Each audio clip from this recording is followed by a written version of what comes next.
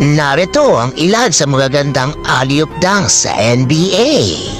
Umpisahan natin sa napakagandang pasa kay Ja Morant, biglang lumipad. Para talagang ma-spring ang paa mo. Grabe ka, Ja Morant. Eto mo kay Antetokounmpo na steal ni Holiday with a finished alley-oop dunk. Ang sama mong makatingin. Eto yung maganda, panoodin nyo ang ginawa ng anak ni Jordan. Ang ganda ng fake, sabay pabor din sa board. Alley-oop dunk sa sarili niya. Iba din talaga ang angas ito, may pagyayabang nga din naman. Hindi talaga mawawala sa mga highlights nung si LeBron James. Tingnan nyo naman, ang ganda niyang kinaliwa pa. Muntik pang mabitawan ang bola, may dunk pa.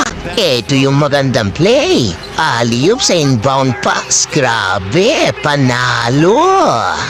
Ang galing din ng coach nila. Panalo, solo-solo.